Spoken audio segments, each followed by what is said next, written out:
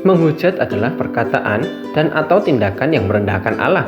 Dan dalam Injil Markus disebutkan bahwa siapa yang menghujat Roh Kudus melakukan dosa kekal. Mengapa demikian? Apakah Roh Kudus memiliki pangkat yang lebih tinggi? Bukankah Yesus satu-satunya jalan keselamatan? Mengapa justru menghujat Roh Kudus yang dianggap dosa kekal? Markus 3 ayat 28-29 berkata, "Sesungguhnya aku berkata kepadamu, semua dosa dan hujat apapun yang diucapkan anak-anak manusia akan diampuni. Tetapi siapa saja yang menghujat Roh Kudus tidak mendapat ampun selama-lamanya, melainkan bersalah karena berbuat dosa yang kekal."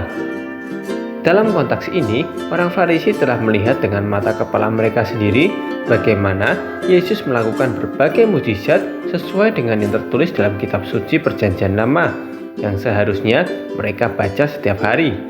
Tapi, bukannya percaya bahwa Yesus adalah Mesias, mereka justru menuduh Yesus menggunakan kuasa iblis.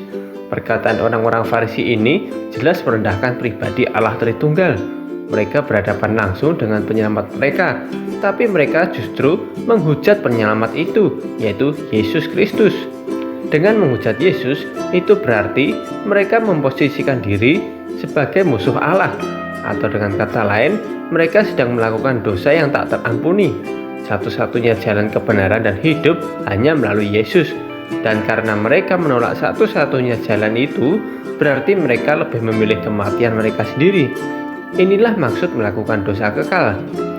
Dalam konteks kita sekarang yang tidak melihat Yesus secara fisik, ada satu pribadi yang menuntun kita kepada satu-satunya jalan kebenaran, dan pribadi itu adalah Roh Kudus.